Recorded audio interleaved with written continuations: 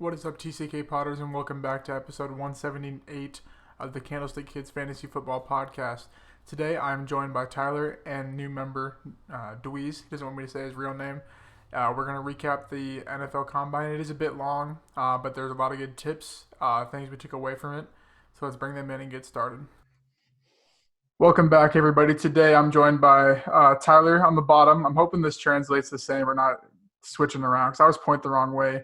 And then Dwayne to my left on my screen. Dwayne is a member of the team. First video on the channel. He's nuts, baby. Oh yeah, here to break down the combine, risers, fallers, all the positions, whatever we're going to break off and talk about. We had a little bit of a running back conversation that if you saw Dwayne's article on the site, you might be in agreement and confusion. Whatever the case may be, we're here to break it down for you. So we're going to start right away with quarterbacks. We don't have a ton because like me and Tyler say, quarterbacks don't. I don't want to say the combine doesn't matter, but it's not very influential in terms of their production in the NFL. So we just put a couple 100%. things that a couple scouts have been saying just based on the stock of the players. Jalen Hurts had a really good combine. NFL teams were starting to take notice. I know I was all on him in regards to Tyler kind of was not just in terms of the play in college. Obviously, we'll see how that translates, but I think it was just good to note that Jalen Hurts kind of put his name on the map more so than the next guy, Jake Fromm, whose stock went way down. Teams finally realized he's garbage. Tyler, what do you think? Do you think he's garbage? I don't know if you made your decision yet or not. Yeah, well, he's still definitely a game manager quarterback. I think what hurt him, and I think most people are talking about this, is Eason went right before him. So Eason puts on a show with his power arm and slings the ball over the place, and then you step in, a game manager has to try and compete with that, and it's hard for scouts to still remain in full concentration to a guy like that. Yeah, we talked about like how there's nothing that like pops off the screen with Fromm, and obviously this is a fantasy channel, so that isn't going to be beneficial for him there. He could be a good NFL quarterback. Dwayne, do you have any thoughts on Eason or Fromm or Hurts or any of those guys? Look, I watched Fromm on QB1 when he was in high school years back, and I got a nice deep-seated appreciation for the man he is. I have a hard time separating that. Not to mention, as a Chicago Bears fan, like the game manager that's all we've ever had is game managing quarterbacks. At least successful ones in Chicago have been game managers. So I like Fromm. He's not a great fantasy asset. I think he's going to be a fine career backup quarterback in the league, though, and maybe even pull a couple of Case Keenum shots out of his ass on occasion. But he's not a stud. We're down far enough on the QB list that like these guys aren't going to hit anyway. So who gives a fuck? I think Hurts bumped up a little bit as well, just like you guys did. I like Eason a lot too, but I agree with you completely. You see everything you need to see about a quarterback in the game film. You don't need – the combine's nothing. I mean, it's worthless. Maybe the 40 if you're trying to like Hurts, trying to prove that he can run, but everyone knows he can run. Herbert can throw the long balls just a little further than everybody else, and everybody oohs and ahs. Like, we knew he could fucking chuck the ball, so. That's bad. We just wanted to kind of give some stocks on it because we obviously didn't care too much. Now we're going to go into running backs. This is. I love running backs. I'm a drink. Well, can I drink on air? I don't know. Yeah, I'm doing it. It's hard. So I said Dwayne's article or rankings, whatever you saw. He did have Zach Moss at 1, but I'll give a disclaimer that it was not truly based on what he saw in film production. It wasn't like an overall ranking. It was off your model. So if you kind of want to lay out your model and kind of how you approach that, go for it. All right. So my model is a algorithm in the truest sense. 25 plus steps, mathematical steps, each one dependent on the previous step. I think we had 135 variables in the end. There were in the 25 steps, maybe 60 different equations to be done. So really it was a lot of numerical information, a lot of factual statistical information stacked on top of factual statistical information, mixed in with there was a lot of game film review stuff in there. Like there has to be a little bit of that, right? You can't rank these guys without looking at it and putting some of your own stamp on that stuff. So I'll say right at the outset, Zach Moss had the highest tape score of anybody coming in before the combine for me. So it was in part due to what I saw on tape. I was really impressed with the kid, more so than anybody else. I mean, I saw one or two other lists that he was at the top maybe many months ago, but That's the model. I mean, it's the first time I've made one of these. I spent months and months building this thing.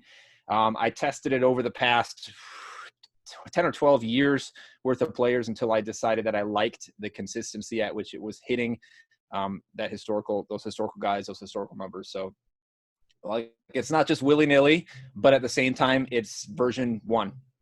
Version 14 over the past several months, but version 1, first year I've done it. So I like it, though. I like it. I liked Zach Moss at 1 going into this combine. Do I now? I don't know. We get into that. It's not far off, because I think if you look at like the whole fantasy landscape in general, guys like PFF, not like PFF in general, but like every single guy in PFF had Zach Moss at number 1. Obviously, they're numbers based, so they're building models like you. Yeah. I mean, I don't want to say it's wrong, because I'm not here to say like he's not going to be the RB1, because he could fall on X team that's better than Jonathan Taylor's team and produce more. Because obviously it's a fantasy channel, not an overall it's football channel. I know, Tyler, you were pretty high on Zach Moss. If you kind of want to. Well, yeah. It's not like Dwayne's jump on him, but I still man love, deep. It's got to be deep. I still am very impressed with him. I have him above running backs like CEH. So, yeah, very impressive tape. I did a breakdown with him at Oregon. I think he's a pretty solid physical back. Also uses his speed well. Obviously really strong, 19 reps put in at the combine, gets right about running back average. I was very impressed with his tape, and I think that translates into my rankings. I have him as my 5th running back. And I think you took more of an overall like production, like well-rounded production tape sort of, I guess, grade you could put or rank on it. As whereas I'm more of I don't watch a ton of tape. I'm more of like, I don't know, like measurables of the combine and like the numbers. Yeah. So I think there's definitely 3 different like views on it, which I think is good. I think it's good to have varied views, and we'll see how Dwayne's model by the end of the year, by however long. Fucking perfect. It's fucking perfect. It's going to be 100%. So now we're going to go into Jonathan Taylor, who I put undisputed RB1 because I think there's no doubt the talent that he has after we saw the 4.39 he ran in the 40-yard dash, which is well faster than I thought he was going to run. I don't know where you guys stood on. I didn't make projections, obviously, but yeah, I thought he was fast. I mean, I thought he was fast going into it. He's obviously fast on the film, but I didn't think he was going to be that fast. No way that I think he was going to be the running back 1. In fact, we'll get to a guy later that I was really disappointed in, who I thought was going to be the 1 in the 40. But it's not just the 40 for this guy, right? It's everything. He came in 11th in the vertical jump, 9th overall in the group for the broad jump, 3rd in the 3-cone drill, which is one of my favorite drills for running backs, 6th in the 20-yard shuttle, which is, again, a great explosive drill. Like, in all the drills, he impressed. He was right at the top. He gained some weight before the weigh-in, before the fucking combine started. So, like, there's nothing he did everything exactly right. And, like, I agree with you. Like, I rewarded him. He moved up. I played some of the numbers, changed some of the things in the algorithm. He's my new number 1. So he jumped Moss. He was 2 going into the combine by, I think, 0.6 points out of 180 or so in the total number, but he jumped. Yeah, he's number 1 for me now. I'm assuming he's your number 1, Tyler, or did he move at all? Yeah, no, his I would definitely say his stock flew up. He did jump past DeAndre Swift, who I think's stock also went up in the same right. So not that Swift did anything poor at the combine, more or less Taylor did so much more to eclipse Swift. Still think DeAndre Swift's impressive. If we want to segue into that, I could go ahead and jump right into the fact that I like what he did at the 40. Pretty decent vert, not that really matters. Did not participate in 3-cone or bench. So I think DeAndre Swift as my number 2 back is where I want to see him fall. I like his tape. He can be a 3-down kind of style back. The only thing I could be slightly concerned about is I haven't really seen a major injury from him outside of the one that he had to suffer through LSU and Baylor. I want to see, how good he is at bouncing back from an injury like that when he finally does get back onto the field. Dwayne, how do you, I don't know, or you had Swift ranked pre-combine. How did you kind of evaluate it after? I think he's 5, and he stays at 5 for me. He did nothing at the combine to really stand out for me. Like, in some areas he raised up a little bit, some areas he fell. Like, he dropped some balls in some of the easy pass drills that I was really disappointed in because I liked his hands. a lot on tape. One of the notes that I have next to Swift is that he and Taylor, if you watch them on film, they're pretty much the same fucking running back. They run the same way. Taylor's obviously faster. Swift is obviously stronger with the ball, at least at the point of contact. But there's a lot about these two guys that I think is really similar. You take that speed score and, like, for fantasy purposes, give me the speed over the strength with Taylor. So part of the reason he's higher up.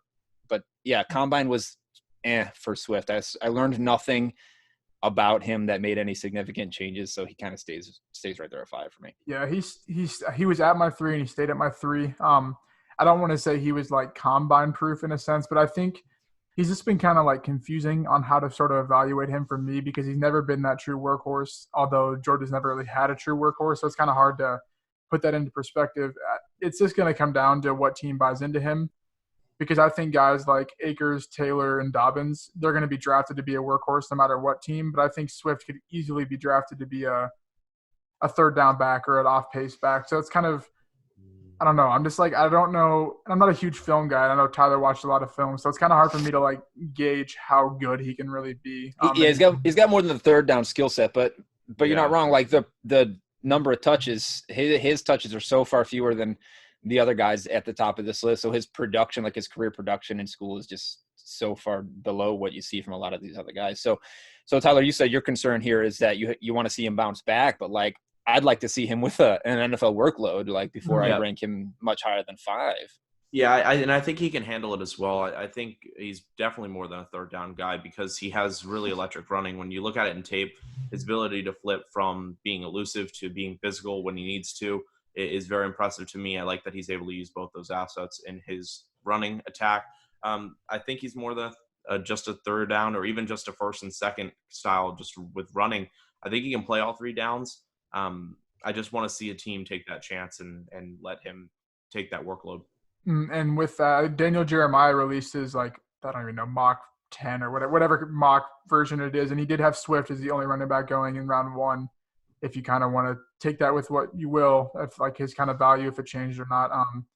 But I definitely think we'll have to see how the running back landscape plays out because I think it's either going to be all in or they're just going to wait because there's so many, especially with guys like Akers, who I don't have his exact measurables, but he just had an overall good combine, which is I think what he needed to sort of solidify himself as that mid-day 2 pick. I don't know if you guys – I'm pretty high on him with that number running back 2. I don't know where you guys kind of stand on him. So let's talk about Akers for a little bit because, I know the both of you gave me some shit in a video you did with my initial rankings on Akers. I had him at 14 when I came out, and to your credit, he has come up quite a lot. Let me tell you why he came up, first of all. So from his quote-unquote official college measurement to his official combine measurement, the dude shrunk 1.5 inches and gained 12 pounds. So right out of the gates, like the first thing that my algorithm does is input size. So everything else is sort of based on the size of the back. So all of a sudden, all of his elusiveness, all his quick feet and all that, those scores get amplified later on in the algorithm because all of a sudden he's a shorter, stockier guy than a tall, scrawny dude like his quote-unquote official college measurement. So he came up there. Then the combine happens, and look, I love that, again, quote, weight gain, like how much of that was real and how much of that was a bullshit measurement to begin with. I don't know. His foot speed, like people couldn't stop talking about that Deuce Staley drill when he got up there and fucking ran through that thing like it was nothing. Those feet were moving so goddamn fast you couldn't see him. Loved his hands. He showed to me in the combine some of the best hands. I thought his hands were fine. I thought he could catch just fine as a receiving option in the NFL, but what I saw was pretty damn impressive. His speed was good. We thought his speed was going to be good, but I loved his shuttle score, like that quickness score, that burst score that you see in that 20-yard shuttle. I thought was really impressive. I don't have exactly what it was, but it was great. 20 on the bench. So you just said a minute ago, Moss only put up 19, and that was fine. But Cam Akers puts up 20. That's really impressive to me. He jumped all the way up to number 7 after all this. So like he's creeping. He's creeping. I think he just jumped ahead of Michael Warren for me, who I'm really high on Michael Warren. So that was hard for me to see. But I mean, I like Cam Akers. And he's got the production. He's got the touches over the course of his college career. He's shown that he can do it with all the workload, right? So probably not still as high as you guys, but No, I mean, I'm number 2. That's about as high as right. you can get without Taylor. Yeah. What about you, Tyler? Yeah. So did you have him at 6 foot? Was that what your height rankings was for him? For He was Akers? he was 5'11" and like 3/4 or something in what I saw on ESPN. Yeah. So 5'10", 217 was the combine weight and height. I really like him. I think tape kind of doesn't do his all justice, and I know I live and die by tape, but I think he's one of the exceptions. 115th offensive line in the NCAA will not help you, but averaging 5 yards per attempt will. And what I really like to see in his tape was how impressive he was when he was getting stopped behind the line and what he had to do just to fight for 1 or 2 yards. I think there's a lot of dog in him. He has the ability to do that, the strength, the power to do that. And when he does get into open space, he's very electric, whether that be in the passing game or in the rushing attack.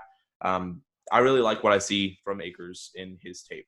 Yeah, and he's going to blow up. If you guys know Graham Barfield, or if anyone listening knows Graham Barfield, his yards created site or content or whatever you want to call it. I think he has to place number 1 just based off the O-line play for his team. J.K. Dobbins, I mean, he didn't stand out.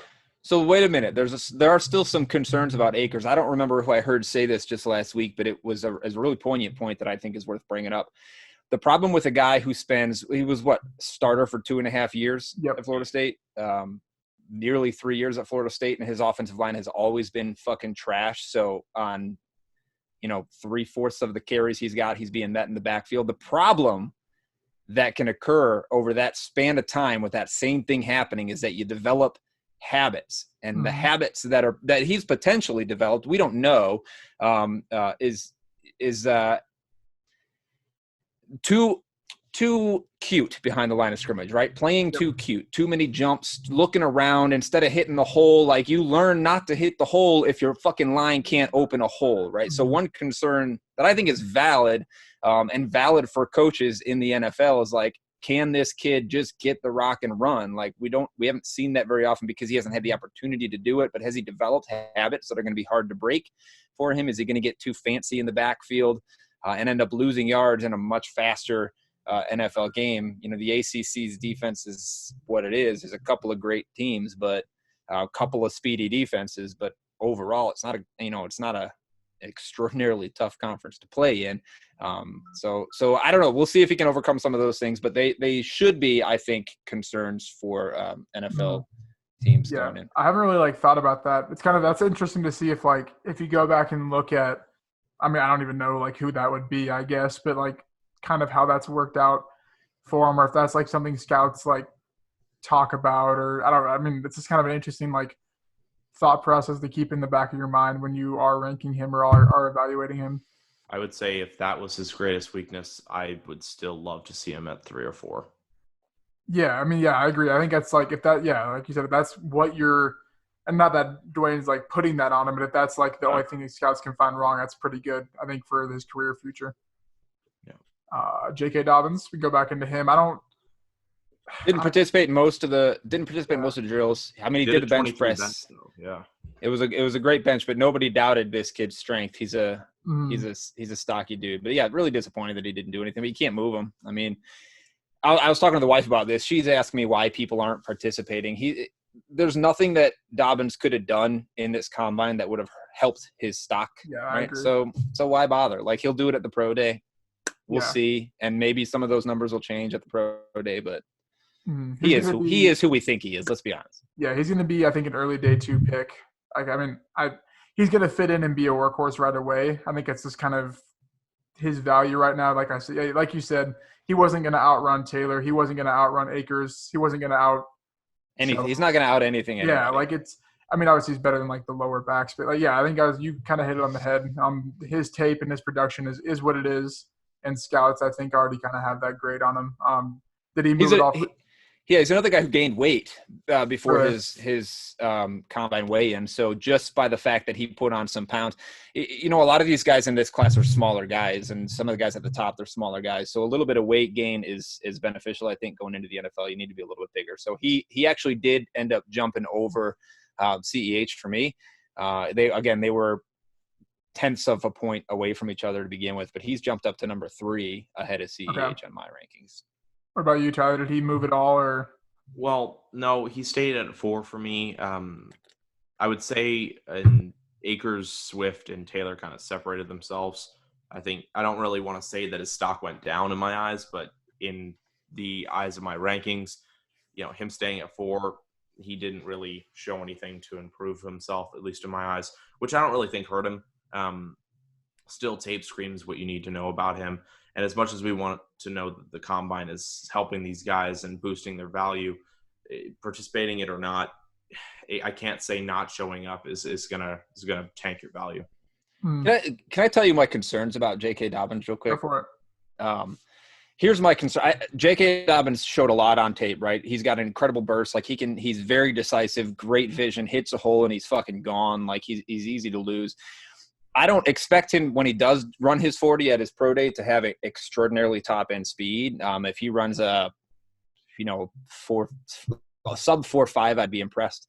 I don't think he's all that fast in a straight line. But my concern is this. I think, as I watched the film, it looked a lot to me like most of what he did came from the production of his offensive line. Like he relied a lot on humongous fucking holes and poor defensive play. All the big carries you can see, or at least a huge chunk of the big carries you can see, there's nobody anywhere near him. He's not having to break a lot of tackles. He's not having to go around a lot of guys. In fact, I don't think J.K. Dobbins can break an outside linebacker tackle. Like he can shake you if you're a DB trying to hit him. But if he's met in the hole by an outside linebacker, I think he's going down. I don't think he can break a tackle nearly as well as guys like Taylor or Swift can break a tackle.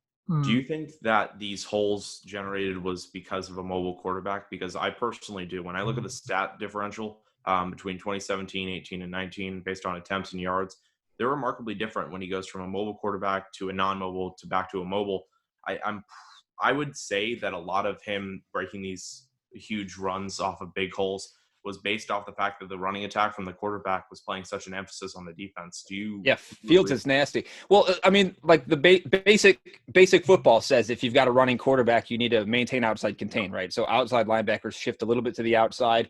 They're more hesitant to crash down on an inside carry. And when Dobbins runs the ball, it's very rarely off tackle, right? He's running inside runs most of the time. That's where his holes are. He's hitting the 1, 2, 3 gaps, or the 0, 1, 2, 3 gaps more often than anywhere else. So yeah, you're absolutely right. You have to account for these guys. A lot of teams, even with the middle linebackers, they'll take a middle linebacker off the field, replace him with an outside linebacker, and just shadow the quarterback. So you're not wrong. Like, it's this guy's going to beat you or that guy, and more often than not, teams are choosing to let Dobbins be the guy to beat him because they didn't want to get burned by Fields, who is insanely athletic on the football field. You're right. Yeah. I mean, if you remember guys like Mike Weber or Beanie Wells or all these running backs that put up huge, like Mike Weber, he put up, I remember there was a whole story because he won the starting job. It was a whole thing, put up amazing stats, and he was a 6th round pick for the Cowboys. I mean, I'm not saying that's what Dobbins is, but I get where you're coming from. I think no matter who slides into that running back role at Ohio State, it'll definitely be similar value. But yeah, I think the Justin Fields take is good. I don't think a lot of people realize the RPO, the strength it has. If you watch the Clemson Ohio State game, Clemson sort of utilized the RPO with Trevor Lawrence because they had to sort of ISO Chase Young. Completely different conversation. But you saw Lawrence had 50 rushing yards in the first half just because they didn't know what to do, because you can't game plan for a read option. There's nothing you can do to sort of stop both ends in a sense. But yeah, I like all those takes for him. The nice thing about Dobbins, though, and the reason he is as high as he is on my list, is that he's, I think, better than anybody else that I've seen on tape. He will take what you give him and maximize. He will take advantage of everything you give him. Will he create a lot for himself? Yet to be seen. I don't know that he necessarily has what some of these other guys at the top do, but this man can take advantage. His decisiveness is next to none. His burst when he sees a hole is next to none. He knows how to take advantage. So still a stud running back. Let's not get it twisted. He's going to be fine in the NFL if he goes to a team that knows how to block for the run, right? Mm-hmm. I think if he's put on a good read option team with a decent, or not read option, a good zone blocking scheme team with a decent offensive line, I think he's been quite good. The one team, and I'm pretty set on this, I have been for a while, is the Steelers. I think that they are zone blocking. I'm trying to think of the Broncos offensive line coach was the Steelers. I want to say Munchak's his name. He developed that zone blocking scheme, and they kept that last year. That kind of shows why guys like James Conner and Kareth White are putting up running back 2 flex games, because it's just the system they're in. So I think they're middle of the second round. I think that'd be a sweet landing spot for him, and just insert him into an RB2. A lot of competition. Is James Conner's going to play half a season? I mean, Benny Snell, baby. Come on gosh. now. Okay, Jalen Samuels. Come on. We're going to move into A.J. Dillon now. Jonathan Taylor Light, or Junior, or whatever you want to call him. Is that what you're calling A.J. Dillon? That's the most asinine thing I've ever heard you fucking say. But go ahead. Let's hear the explanation. It was in terms of the production he put up in college. Okay, he had 845 carries, 4,382 yards, and 38 touchdowns in his career at Boston College. Wisconsin was run heavy. Boston College was also very run heavy. So I'm not saying like that. Okay. It was just it's a similar guy. I didn't even think about putting him anywhere close to my top 15 running backs pre-combine. I don't even know if anyone did. I don't have it pulled up, pre-combine rankings. I had him at 26 pre-combine. Yeah, and it was all because I knew he was going to weigh in 240 plus. He wasn't going to lose weight because that's not the running back he is. And then he ran, a 4.52. Yeah, 4.52. Okay, that is insane for running a 247. Don't stop there. Highest vertical jump at 41 inches. 131-inch broad jump, I believe, was the longest broad jump in the class. I mean, those are fucking explosive numbers at 247 pounds. Also lost an inch, by the way, from his college measurement to his combine measurement, which these guys shrinking is insane.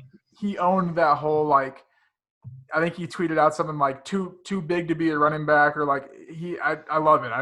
He looked so lean out there on the field in his underpants. He didn't look like the guy he looked on tape. On tape, when I watched this guy, I fucking hated him. I couldn't stand watching him. He ran slow. He ran weak. He looked fucking scared running into the line of scrimmage. I didn't like anything about him. You know who he kind of looked like to me? I made this note. Obviously, the Derrick Henry comparisons are coming, but when he was running in college, he looked like Derrick Henry pre his breakout 2 seasons ago when he was running scared, right? Yeah. When he was running scared like a little bitch. He called Eddie George on the phone and asked Eddie George why he was not successful in the NFL, and Eddie George straight up told him, dude, you need to just fucking run people over. You need to impose your will. You're not doing that, and that's why you're running like shit. 2 games later, 300 fucking yards, a 95-yard touchdown, and he hasn't looked back since. A.J. Dillon runs like before that phone call Derrick Henry to me on tape. But you can't fucking ignore the combine numbers. Jesus. Okay, so yes, he had the combine. He did really good. He's on the map now. But where do you think teams would take him? That's where I'm struggling with where to rank him, because I don't know what team is going to I don't know, because there's definitely going to be. I think he will go round 4, so late day 2 is kind of where I'm thinking. Yeah, Derrick Henry helps him. I think just seeing the physical dominance of Derrick Henry in the playoffs, teams love to mirror each other when they see any sort of slight success. That's why I think guys like, when we talked about quarterbacks, guys like Jalen Hurts are going to go higher than they should, based off the fact that Lamar Jackson was so successful. So I think that's going to help him, looking at probably around the 4th. But hell, we didn't think Mecole Hardman would draft 2nd. You see guys blow up at the combine, they jump to teams. So I think Dillon is going to jump higher than he should too. Right. So as I change these numbers, I'm a little concerned about my algorithm, and A.J. Dillon brings up this concern because I still think he's a shitty running back. I think he's going to be a shitty running back in the NFL, but the numbers from the combine were so much better than what I saw on tape. So all of my numerical scores for the tape study, they had to come up some. He jumped from 26 to 13 on my list because of those numbers jump. I don't think he's the 13th best running back out there. If he can get his shit together, if he can start running like a man rather than like, a very small child, maybe, but yeah, he'll go higher than he should, and he'll go to a team that's trying to run a committee that's got themselves a pass catching back who's fine, and they need somebody to do goal line, maybe first down work, maybe short yardage stuff, and he's going to get out there and prove that he doesn't know how to run into a line of scrimmage and gain a yard. Yeah, I don't think there's much fantasy like lifetime value to be had there because he'll rely on touchdowns it's like LeGarrette Blount. He had to rely on touchdowns to be fantasy relevant as an RB2. So I just kind of wanted to point out how insane like that. If there was some like obviously you have like your model and stuff, but if there was some like rating to give like height, weight, and then all the combine like what they put up, I think he'd have to be towards the top. I don't know like super combine results in terms of past years, but yes, very impressive. Along the terms very of weight, impressive. yeah. Along the terms of weight and weight gain, we got Anthony McFarland and Eno Benjamin. I'm very big on Anthony McFarland, but weight gain. They both got above 200 pounds. Eno Benjamin, we'll start off with him. Garbage. Yeah, I'm so confused because, back to the Senior Bowl, there was the interviews, and I was watching the interviews, and he said he was going to lose weight to run the 40. He was already super small. He was probably like 190 then in the Senior Bowl. He puts on 13 pounds, I think, from that. I don't even know. He put on X amount of weight to get over 200 when he said he was going to lose weight. So it's just kind of like, I don't know how like confident he is in running in what he was in college, which kind of, I don't know. It kind of just draws a huge question mark to me. He's going to be strictly a pass catching back if I had to deem him one thing in the NFL. So that could be fantasy relevant. Obviously, it just depends on what team he goes to. But I don't know if you guys have any thoughts on Benjamin, if he rose up or down or anything post combine. He's a bad running back. He's slow, a lot slower than he should have been. He was weaker than he should have been with the weight gain. Here, let me tell you what I got on Eno Benjamin. He scores the lowest of anybody in the class in two categories. The first one is pass blocking. This guy, if you look at any film and this guy tries to pass block, which a lot of guys don't, but he got the opportunity on occasion. He looks like he's a goddamn blind man out there. He has no idea what he's doing. He's very bad at it. And even when he accidentally stumbles in front of a fucking blitzer, he gets run over and like kneed in the kidneys and he's done and it's just over. The other thing that he scored, he was the worst at in all of the guys I ranked. He had the least yards per carry of rushing wise of anybody in the league. 250 fucking carries and he barely broke 1,000 yards. Now 4.3 sounds fine in the NFL, but in college a 4.3 yards per carry is garbage. He's not a good running back. He's one of these guys where like I couldn't wait to turn off the tape when I was watching it because it was making me gag. Like and his combine didn't help. No. Yeah, I thought that when I heard the weight, I was like, okay, maybe he could, if you test well, maybe like a third down like Tariq Cohen type roles in store for him, but he did not test well. So that's why I don't know. I was kind of bringing it up. Anything on him, Tyler? Yeah. So pass blocking was horrible. Obviously, so bad. If you guys watch some of what I do, I just absolutely spit on terrible pass blockers. It's why I have a guy that's a little bit down here in the list, so low compared to other people. I watched his Oregon tape, which was pretty impressive, but he had 31 attempts. He ran 114 yards, 3.7 average. It's just like that kills me to see the lack of production with so much volume. Can catch the ball, which is beneficial. 5 for 54. He's a pretty hard runner. It does well in space, but what is there to him that I saw in film? Not much. And a poor pass blocking means he's fallen down on my rankings. One of the note I have for this guy is this, and it's not super relevant to anything, but if I'm a scout in the NFL watching this is the shit I pay attention to. You watch his games, you watch any of his game film, any play that he's not involved in, he is wildly uninvolved in. He will walk to the sidelines in the middle of a play, regardless of if he's not involved in the play, he doesn't want to be on the field. It's sad to watch his complete lack of passion for this game. Like that pisses me off in addition to the other things that he's just bad. Probably why he's such a bad pass blocker. He doesn't care enough if he's not got the ball in his hands. Not for me. Yeah, I mean, I didn't know like a ton on him. I didn't watch a lot of film. Obviously, I don't watch a lot of film. That's Uh, why you got us here, yeah, Lucas. Come exactly. on. The film I did watch though was Anthony McFarland, and I know, okay, Woo! I'm a little biased. I got him pretty high. I think RB. Oh gosh, I'm gonna pull it up.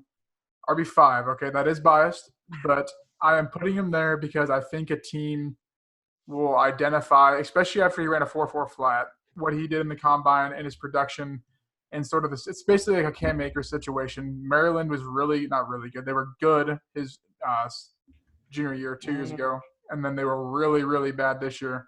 If you remember, they were undefeated, ranked. They lost to Syracuse.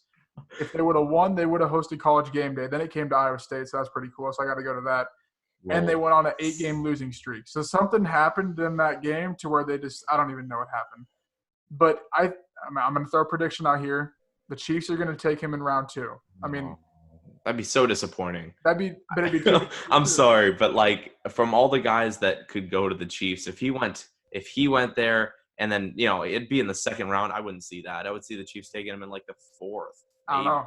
I don't know. I mean, I think he's definitely rising after the 4.4, and I think when you perform at the combine well, I think teams will go back and maybe like reevaluate you. Obviously, that means looking at more film, all that stuff. So I mean, I'm a little biased. I'm just going to come out and say it. How low do you guys, or how at the right price do you guys have Anthony McFarland?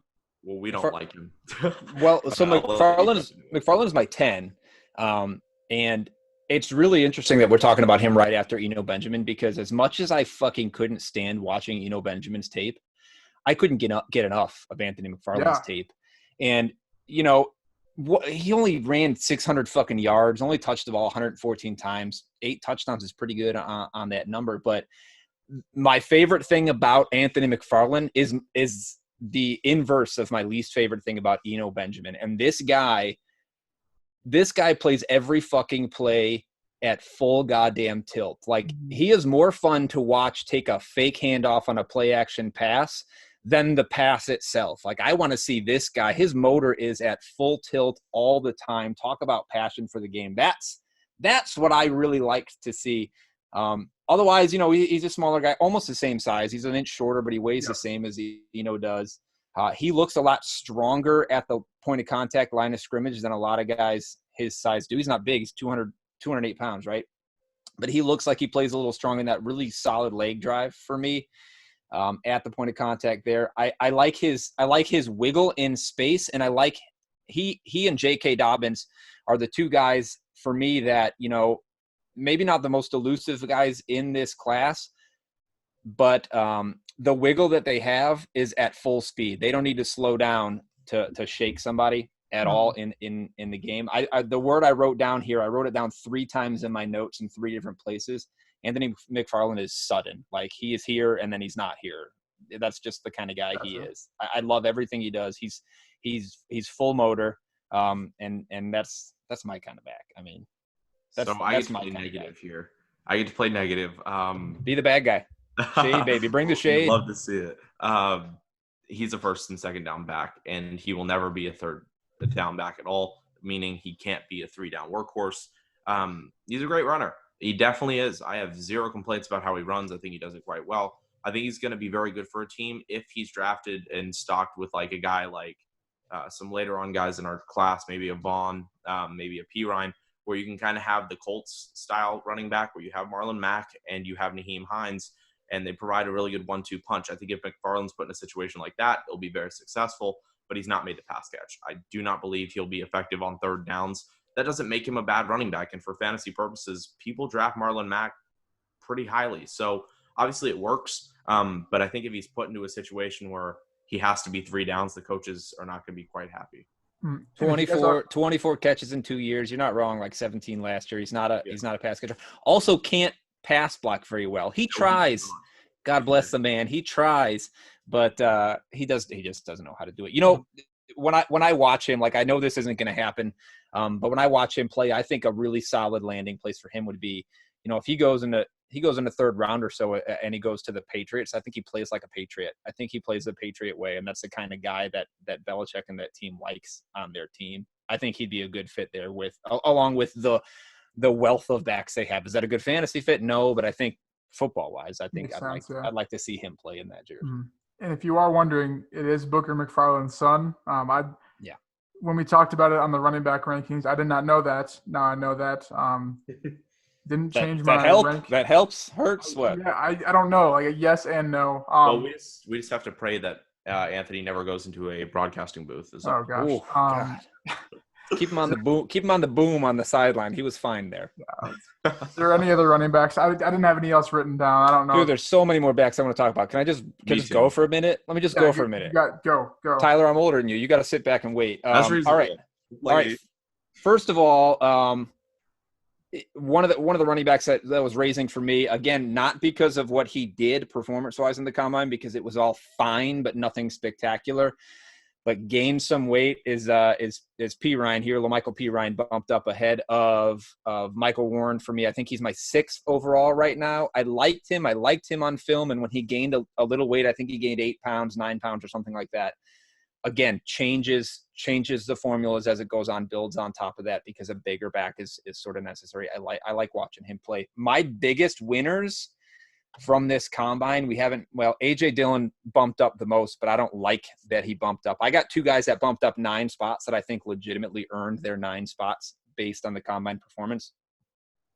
The first one, who I was kind of low on relative to some of the people I've seen on Twitter, is Darrington Evans, App State guy. I had him at 23. He's bumped up to number 12. First of all, he ran the second fastest 40, 4.41, right behind Taylor there, which was impressive. I thought he'd be fast, but playing for App State, you don't get to see him run against very fast defenders, so it's hard to really gauge some of the speed. So as I'm plugging in speed scores, I downgraded him a little bit just because of his competition, but that helps.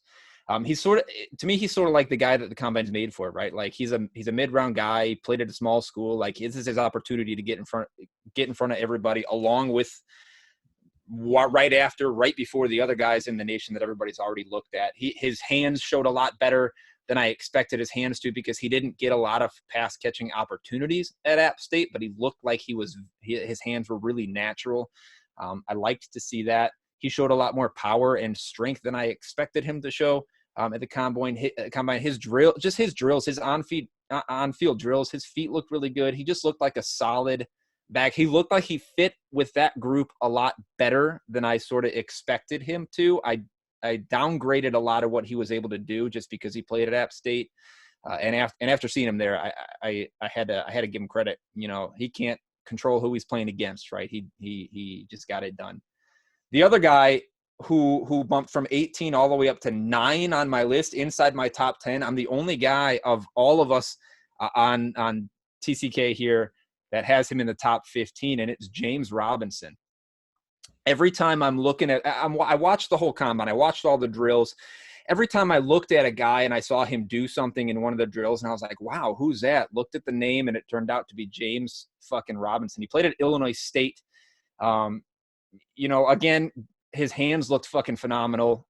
Not a chance to do that on his team this season, so we haven't seen it, but put up 24 reps at the combine, had the second highest vertical jump, 40 inches, 5th highest broad jump, 125 inches, the 5th best 3-cone, the 3rd best shuttle. Look, when I first started doing this, I wrote down where Jonathan Taylor finished in all these drills, because I was really impressed that he was consistent across all of them. Outside of the 40, James Robinson beat him in everything. He beat him in every drill. Well, that's not – he came 1/100th of a second behind him in the 3-cone, but he did everything James Robinson did, but nobody expected him to do any of it. Again, solid production in college did Robinson have, but it was for Illinois State, right? So you don't expect that to translate. He did everything you could ask him to do at the combine. So for me, he came flying up the boards. I loved the way this kid looked on the field, in the drills, catching the ball, and in all the workouts. Like he was fucking great. Yeah. Go for it, Tyler. Sorry. Yeah. So I just have one guy I want to add to that. He's joining the squad of people whose bandwagons I've jumped on completely with Zach Moss and Laviska Shenault.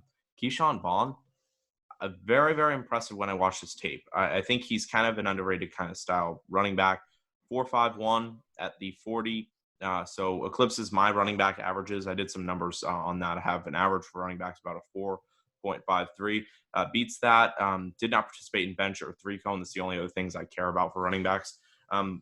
As far as tape goes, he's another one of those guys, and I think you guys are going to want to take a look at him, that puts complete effort into everything he's doing. Multiple times when I was watching his LSU tape, is what I did a film review on, diving out of the way after blocking one guy to get to another blitzer on the outside, putting in full effort when he's running, never giving up, continuing to drive his legs through guys. Very, very powerful for how well he uses his speed too. Definitely a running back who's going a bit under the radar. And fantasy-wise, I don't think he'll have the draft capital to help him out. But I think if you put him on a team, even just give him a backup potential role, I think he can fight his way into a starting spot, because that's what he's been doing his whole career. Transfer, redshirt senior. The only thing that's being concerned about him is his age, to go along with the non-recognition he's getting right now. He's Rudy to me, Rudy from the movie Rudy. And what I mean by that is, you're not like great effort guy, but my issue is that he's not as natural a running back as a lot of these guys. And by that I mean, he doesn't show the natural vision that a lot of these guys show. He doesn't show the natural wiggle and shake to get around guys. He doesn't show a lot of tackle breaking ability. He'll find your easy holes. To me, he's not going to create a lot of yards. He can catch the ball, but he's not going to be very creative with the ball after he catches the ball. He just doesn't have the natural ability a lot of these guys do. But yeah, I love his get up and go. Like, if I'm drafting as a GM in the NFL, I'm taking this guy to play on special teams every day, all day. And he may get a chance on the field as a back, but he just doesn't have the natural skill set that I think a lot of the guys that we see in this class do. Perhaps it was a disservice to me to cover a team like LSU versus Vanderbilt, as LSU was completely disinterested most of the game. But in most of the tape that I saw from him, I saw a guy that was very physical when he was running, a very hard-nosed football player. I really love his effort. I think that translates incredibly well into the NFL, as does most things. But that specifically, if you're going to be hardworking, coaches will notice that. They'll keep you around, whether that be on special teams or give you chances in the running back position. For sure. I mean, he may show up 3-4 years down the line like a Jonathan Williams in Indianapolis, and he finally gets a shot and does something with it. To me, I don't see him as getting much opportunity starting out of the gates, just because that lack of natural ability. But I got some losers. You guys want to hear my losers from the draft? Oh, yeah. Or the combine, rather? I'd Edwards-Helaire. Throw it out. No, well, God, no. He was fine. My first loser here dropped 7 spots out of the top 12. That was Darius Anderson, or Jet Anderson, as he called himself in the combine. I can't bring myself to call him that, but he's a 195-pound kid. He ran a 4.61. So right out of the gates, that's not good. Again, you got a small guy. You want to see him fast. His feet, you look at that Deuce Staley drill, when he does that Deuce Staley drill, he's kicking the bags. His feet are slow. So he's slow. He's got slow feet, and his hands look clunky. He's dropping passes. Passes are hitting him in the chest. Looked like he didn't have fingers on half of the fucking pass catching drills he had out there. So when you have a smaller back like this, there's certain things you need to be able to do. You need to be fast. You need to be quick. You need to be able to catch. He couldn't do any of them. I don't want him on my team. I don't want him in a Bears jersey. Next guy was Salvin Ahmed from Washington. I think he struggled. Unfortunately, the poor dude had to do all the drills first, but it was very evident that he was the first one to do all the drills. He didn't look good in any of the drills. Again, 197 pounds, 4.62, not fast. His feet were real slow. Again, kicking bags in the Deuce Staley drill, which, by the way, I love that fucking Deuce Staley drill. I don't know if y'all saw that thing, but it was incredible. The most disappointing thing I saw at the combine was Raymond Calais from the University of Louisiana Lafayette. He's a small guy. He's one of a 3-headed machine in Lafayette. They had 3 running backs that are going to be in this draft class. Probably none of them going to be drafted real high. Troy Ragas is my favorite of the group, but I don't think he's going to be drafted real high either. But Calais was the speed guy in high school. In high school, mind you, Raymond Calais ran a faster 60-meter dash, 100-meter dash, and 200-meter dash than John Ross ever did in his life. So I expected speed out of him. In fact, I think he had the same 60 and 100-meter PR times as Henry Ruggs coming into this thing. So I expected him to be maybe not run as fast, but I was pushing for a 4.35, sub 4.35 for this kid. He ran a 4.42, and I promise you it was the most disappointing 4.42 you will ever see in the combine. He dropped off the map for me because, that just pissed me off. I made bets, okay? I made lots of bets about this kid's speed going into this thing, and I fucking lost them all. And I'm very disappointed in him. I wanted to see that kid run. There's one other guy that didn't get invited to the combine who I think can run a 4.35 as a running back, which is an incredible number. I've got him right now ranked as my 15, but again, that's because he didn't go to the combine. It's Pete Guerrero from Monmouth College in New Jersey. Really fucking fun. Tyler, if you haven't seen this kid's tape, go watch Tyler Guerrero's tape. It's very, very fascinating. He's a great talent. At least he was against who he ran against. I'm looking forward to his pro day when he gets one, because he will, because I want to see that number. I've also got bets about him running a 4.35, so he's my last hope. The other loser is basically that. It's just that, guys. Like, there's too many guys not invited to the combine that I think should have been invited.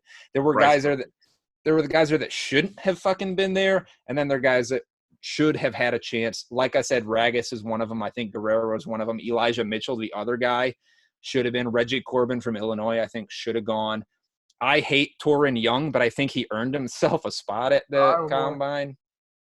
Yeah, he's your Iowa boy. I know you can't have everybody at the combine, but I don't know how they pick and choose these guys. I'd like to have a say in it in the future if anybody's watching. Yeah. Awesome.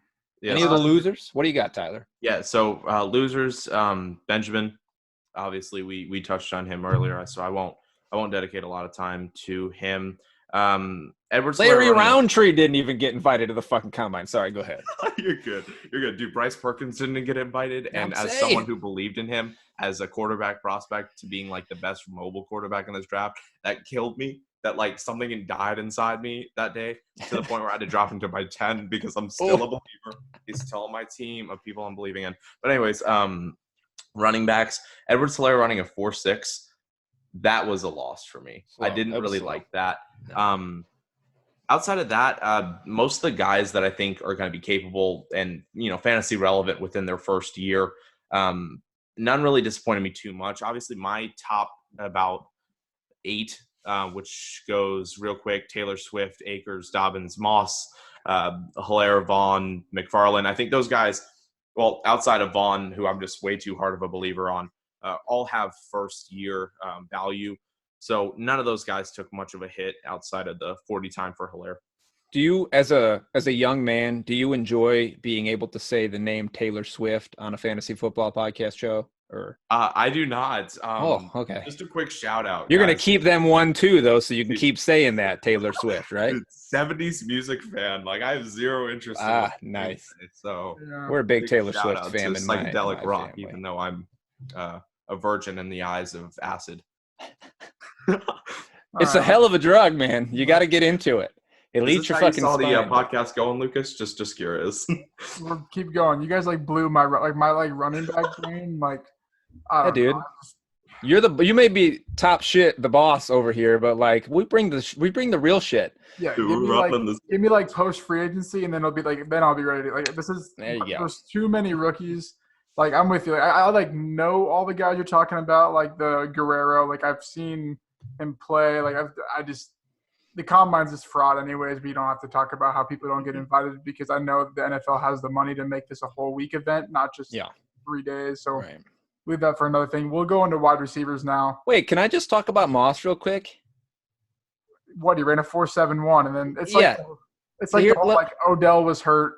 Let me tell you why. The season. Okay. Let me tell you about Zach. So the reason Zach, when I go through my film study and put all these numbers on these guys, it's a lot of projection as far as the relativity to everybody else.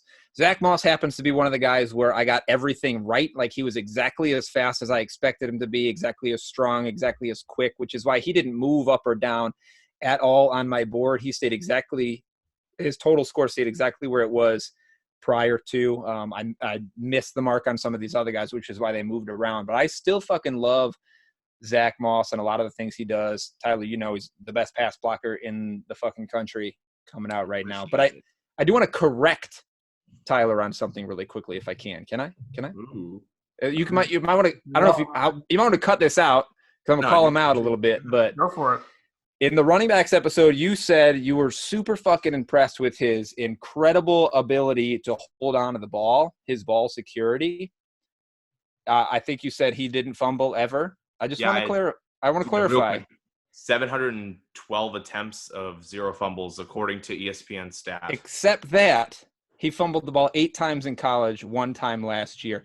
So for your future reference, when you're looking at running backs in college statistics on ESPN, their numbers are wrong. They don't filter through right. You got to go game log by game log to find the fumbles. Reasonable. Alrighty. Yeah. Wow. Yeah. Otherwise, it says almost everybody has. I think everybody has 0 fumbles if you look at it that way. But you have to go game log by game log. Awesome. Cut that part out. We don't need to put that on there. That's back end technical shit. All right. Wide receivers now? Yeah? Yeah. I don't have a lot to say, but yeah, we can. I mean, we could go in way depth. I think we can hit the main points because I think a lot of the wide receivers stay the same. We'll talk about the biggest riser. I think he's probably everyone's biggest riser, Denzel Mims. Holy cow. I mean, we talked about – I don't know if we talked about him on the wide receiver rankings as much as we probably should have, but 6'3", 207 pounds. The production was there at Baylor. The only thing people were shying away or waiting for is the combine. They were waiting to see how athletic he was. Athletic as fuck is the answer. Yeah, I'm going to read off just his percentiles on Player Profiler. So the 40, 93rd percentile. Bench 60th, but if you're 6'3", 207, that's pretty good for a percentile. Vertical 84th, broad jump 93rd, and the 3-cone 94th. It's weird because if this was any other receiver, say it was, I don't know, we'll just say it was Tyler Johnson or it was Justin Jefferson, it was one of the bigger name guys, they'd be the 101 for receiver easily. So part of me wants to rank Mims all the way up there because we saw it on tape. I'm sure you guys watched tape for him or maybe not. And his production was there. So I just kind of wanted to highlight how good of a combine, how good of a profile he's building coming into this draft. Because I think I've seen a lot of first round, end of round 1 mocks for him when he was maybe going round 3 before the combine. Yeah. Can I just a piggyback on Mims' performance right now? There's another big guy who had a big athletic day, and it's Michael Pittman, who came out here 6'4". What is he? 220 pounds? Yeah, something like that. And he's jumping out of the roof. He didn't perform quite as well in the jumps and things as Mims did, but he's right there. And that's a big fucking body. These are big bodies to get moving, right? These are things you want to see. They got to be able to burst out of a break, and that's what you want. You could talk all fucking day about Ruggs is 4.27, but if Ruggs can't stop, turn, and get it going again, that's a problem. The explosion in the broad jump and the vertical jump are really important for wide receivers coming out of the break. These are important things. The 3-cone drill coming out of your fucking break and getting moving, the shuttle even coming out of your break and getting moving. Those are important. And a 6'3", 6'4" frame to get moving like that, Jesus. That's hard to do. No one was expecting it. I mean, I have him at wide receiver 8 right now, but that could easily be 7 because Chenault, who knows if he's ready by draft time. We don't really have to go into that because I think most people know that he's injured. Obviously, he ran a 4.59 while injured. 6 to 8 weeks. Yeah, take it for whatever you want. I'm not going to go into it because we'll just see come draft time where he goes, when he goes, that type of thing. Yeah, Denzel Mims, I think you hit it on the head with Ruggs. I put the 4.27 40, but a lot more goes into playing receiver than how fast you can run. Plenty of things. Let me list for you the fastest 40-yard dash receivers of all time. Can I run down just a small list? Go for it. Okay. Obviously, John Ross. How about Rondell Menendez, Jerome Mathis, Jacoby Ford, Marquise Goodwin? Not so bad. J.J. Nelson, Yamon Figures, Darius Hayward-Bay. Huge straight line speed does not translate to success as a wide receiver in the NFL. Exactly. So it's great to put on a fucking billboard. Hey, I ran fast as fuck. Put it in the lights. It's fun to talk about, but okay. Yes.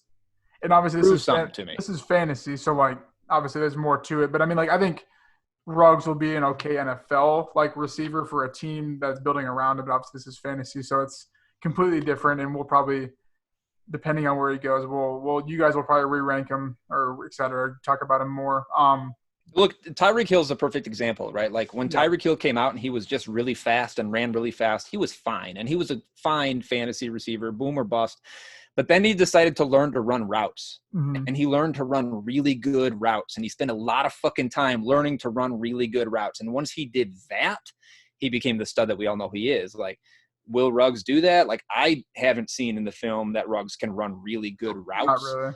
So if he decides he wants to do that, or if a team decides, let's take him and teach him how to do that, great. More likely he's going to be taken as a deep ball guy, and he will never be more than a boom or bust fantasy guy for you. Never. And I think personally what will kill his stock, if he goes to a team that's relying on him to be the number one wide receiver, he's done. There's no way he can take that workload. Obviously, we saw in Alabama he never had to, and there's a good reason for that. I don't think he can carry a full workload, especially knowing that he's going to be used as a deep threat. He as stamina-wise, you can only go deep as so many times before you got to be off the field. He doesn't have the physical strength and ability to carry a team as a wide receiver one. Again, deep threat kind of guy. How can we rely on that in fantasy? Obviously, we see deep threat wide receivers can be successful in fantasy with how much they can hit, even going like maybe 2 receptions in a game. They put up a touchdown and an 80-yard catch. There you go, a great week. But how much can we rely on him in fantasy? I think we got to remember that when we're making our rankings. Put him on the Packers, and I like him. Yeah, that's it. He's a guaranteed lock for round 1. Just because you don't come around receivers like that very often. There's like 2 in this draft with him and Hamler, and Hamler's like a small child at like 180. So they're complete. Like it's. I get what you're like. I think everyone kind of understands like the whole fantasy landscape for him, but I think he's going to go round 1. People are going to overdraft him in rookie drafts. Let him talk him up like crazy in your draft, and let somebody else make that mistake. I think he's a round 2 guy, round 2 guy. But again, he's only going to climb, which is unfortunate because I think a team is going to be a little bit upset with how much capital they wasted on him. But again, in rookie drafts, let people take him. Let them do it. If they want to climb up, trade back. If you get value for it, let them take him. Go with a more sturdy wide receiver that can actually carry an offensive workload. Yeah, for How about Jefferson? How about Justin Jefferson? That's what I'm hopping into right here. So this is my guy right here. So I had him at wide receiver 4 before the combine, and he stayed there because I feel like I'm smart. I know I'm not an idiot. I don't think I'm that smart. He's not going above Rager, Judy, and Lamb, just based off pure athleticism and talent.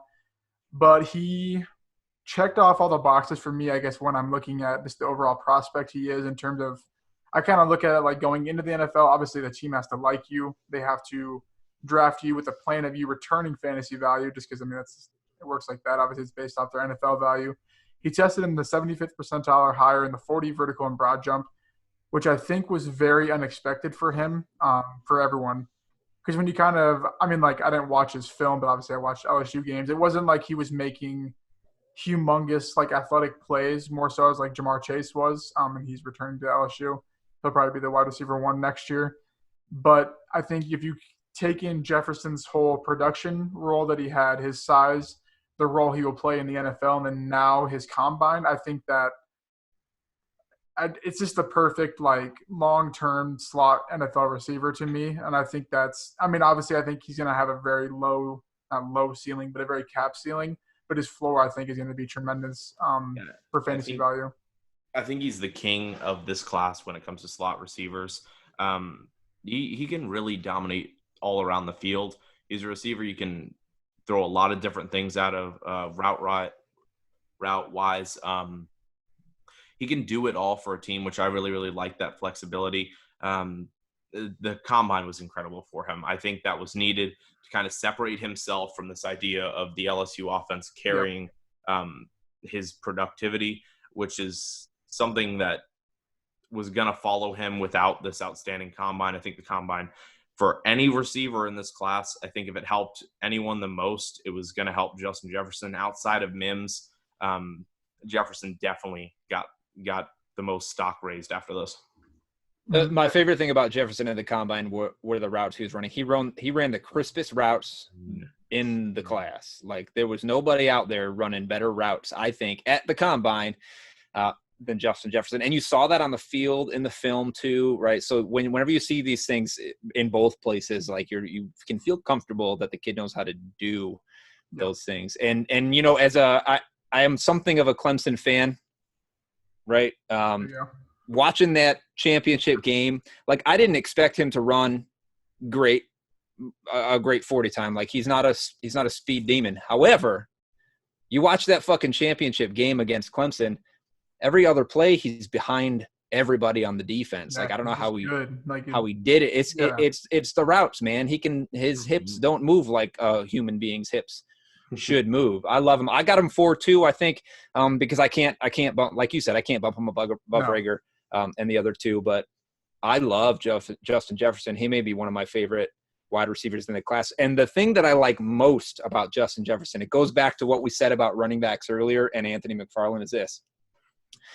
When you watch the Jefferson tape, you have to watch the whole games because on run plays, this man does everything in his fucking power to find somebody to block. Yeah. He is the most tenacious blocker as a small wide receiver you will find in the country this past season. It's so fun to watch somebody try. It's effort, guy. I know I said it with McFarland. I'm saying it again. It's effort, man. He's fucking trying harder than you're trying, which is something I want on my team. Means he's going to get the fucking ball more. Exactly. Yeah. I don't think he's as small as we kind of type him up to be. I still think he has the size. How big is he? What's his size? He's 6'1", which is the same height as Jerry Jeudy, Laviska Shenault, and Tyler Johnson. So he's not like a 5'11" receiver. I'm fucking 6 foot for Christ's sakes. Yeah, no, I'm 6'2", so he can go eat shit. You dunk on him. Yeah, I'm definitely with you, man. He's awesome. He's an incredible receiver. It takes watching his film to understand him as a player. Obviously, we can all look at stats and say, "Oh my goodness, this guy's incredible." Number 2 in the Biletnikoff behind Jamar Chase. So clearly, that offense was humming. You look at the film, you start seeing what he is as a player. It's incredible. Mm. So I had this conversation real quick. Somebody mentioned it, the LSU offense. I had this conversation with my buddy just the other day. Everybody on the LSU offense, somebody's making the argument and saying, hey, he just had a great offense around him and that helped boost his stock. Well, eventually somebody has to be that great offense that was supporting everybody else, right? Like, is it Clyde Edwards-Helaire that was just so good at running back that he made everybody's job easier? Was it Justin Jefferson that it was just always so wide open that it made everybody's job easier? Was it Burrows who made everybody's job at some point, it's the guy. Somebody has to be the guy that made things easier on everybody, right? Yeah. Maybe it was Jefferson because dude can get open. Yeah, Thaddeus Moss probably completely different. Like, I mean, I guess to say something on that, Steven Sullivan, backup tight end for LSU, was based on the Senior Bowl blurbs, whatever you want to say, was the best, one of the best tight ends there. The man, I don't have his stats. I guarantee you he had less than 10 catches last year. Right. It's just, I mean, I get what you're saying. That's a completely different study or conversation.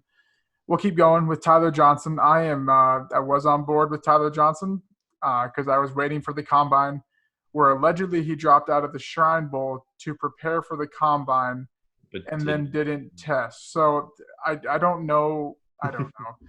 It's got to be dealing with some kind of nagging something, right? Yeah. Because this is not a guy that could have just said, "Hey, my stock is through the roof. I don't have to worry." Yeah. This is a guy that needed the combine to show people. Yeah, in my mind, he needed the combine. The NFL is not, for some reason, not on board with him. Yeah, I don't know why. Because a guy like Von Jefferson or Juwan Jennings went to the Senior Bowl, and the dude that broke the Minnesota Gophers record for receiving yards and touchdowns wasn't even invited. So there's something off or wrong. So we'll see on his pro day if he can test, because if he does not test well, I'm completely off of him. And really, I mean, I'll probably still have him ranked at a reasonable ranking, but I'm not going to touch him in any league because no team's going to buy into that. And then Chase Claypool is the last one I've listed. Wide receiver or tight end, I don't know. He was asked to play tight end. Lamar Jackson was asked to play receiver 2 years ago, so I mean, I don't know how much you can buy into that. He tested insanely good, especially for his size at 6'4", 238. His percentiles, I'll just read them off again. 40-yard dash, 86th percentile. Bench, 83rd. Vertical, 94th. And broad, 81st. With that, I mean, I kind of watched Notre Dame games, not necessarily film. He just seemed very one-dimensional in what he can do. I don't know what you guys have like listed down from anything, but he just seemed like a very big red zone threat, and that's really about it for me. Yeah, just a big dude. Just a big dude. You're definitely a tight end switch. I think needs to happen. I know you had a take where you were trying to talk about Gandy Golden going to tight end, and I think while we're on that kind of train, I kind of want to hear your take on why you think Gandy Golden should probably also be a tight end. I mean, I think it was more so just an NFL, like just a good move for him because he really underperformed at the combine. And I think when you're a small school receiver, in his case, a very small school receiver, a school that just became D1, I think you need to do what's best and best possible move for you. And he just really underperformed. Yeah. I think to even be an NFL receiver, so I think that'd be something that he could consider for sure. I don't know the rate of players that switch from receiver to tight end or vice versa, but I don't know. Put up 22 bench reps. I'm pretty sure that was number one. Definitely close to it. I think he's a really solid receiver when you look at his tape. Whether or not he can translate to NFL is so hard with these kind of guys. Yeah. You want to see him blow up the combine so you know that they can, because who's Liberty playing to the point where you could say that Gandy Golden's going to be an electric NFL player, and it hurts because you look at his tape and it's spectacular, but who's it against? Against children, right? It is. Yeah, I mean, we'll see. Yeah. He will be completely draft capital dependent, I think, whereas some guys aren't. I don't think – did I miss anyone that you guys stood out to you? There's obviously a ton, but – Yeah. Just shooting off the top of the list. Didn't talk about Lamb. Lamb established he's the best receiver in this class. I mean, I looking at your guys' rankings, I don't know if you guys are mutual with that. Yeah, we are. Dwayne, you have him at 2, but I think I think his combine, you have to admit, was that was a nasty catch. That was a nasty catch on that end zone drill. Love that end zone drill. That fade, right? Not that was like the only thing that was impressive about him. I think his hands were really good. 4.5 40, 0.5, like a tenth of just under Judy. We'll just say it like that. Only 11 bench reps. I don't know how much that impacts you guys. Doesn't matter. When you're getting open, who cares? Yeah, but you got to get it. It's about the get off. Yeah, right? Yeah. So I mean, and being 6'2", 34.5 vert. Does that concern you guys at all? Obviously, my average for wide receivers is around 35.84.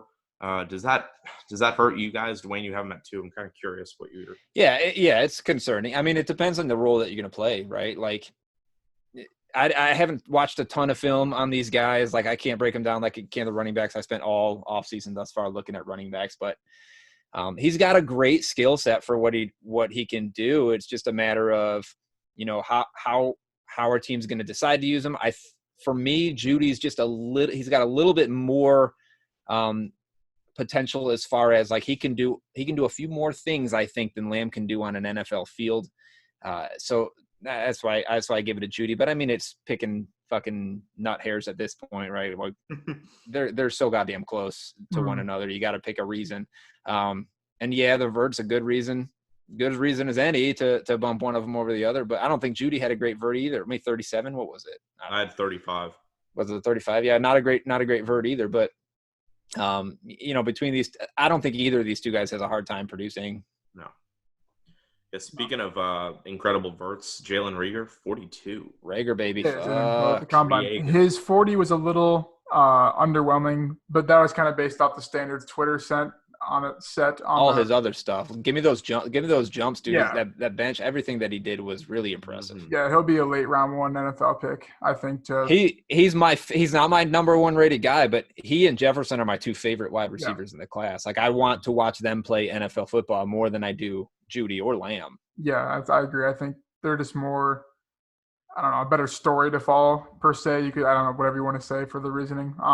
And as far as, fantasy wise and rookie drafts, like, I think you can probably get, we're talking late first round in a super flex for these two guys, whereas you want Judy or Lamb, you're going to have to be in the top 7. Yeah, you could have 2 Justin Jeffersons for 1 Jerry Judy. Like, even the early second round, you can get these. I don't know where their ADP is right now, but give me the value on those guys. Quick hot take: if you're a PPR player and you're in a dynasty league, go draft Justin Jefferson. Fuck yeah. He has from day one what Jamison Crowder was to the Jets. This is not my comp to him at all, but that 10 reception a game, easy kind of stuff is what Justin Jefferson's going to live by. Agreed. PPR God. All right. Well, we went a little long, so if you're still listening, well, thank you for listening to Dwayne and Tyler's RB extravaganza. Is that what we want to call it? Sure. Fuck yeah. All right. If you go to tckpod.com, we'll have our consensus. We changed it to consensus rankings, so we have the cool Fantasy Pros tool. It looks nicer. We'll probably sort of stop on rookie content for now until post-draft, but then obviously we'll break all that down with our updated rankings and everything. So thank you to Tyler and Dwayne for tuning in. And it's Dweez nuts. Dwee, it says it right on the fucking screen, man. You have to protect my secret identity, for fuck's sake. I missaid Dweez. His name's not Dwayne. All right. Thank you. All right. Peace out, guys. I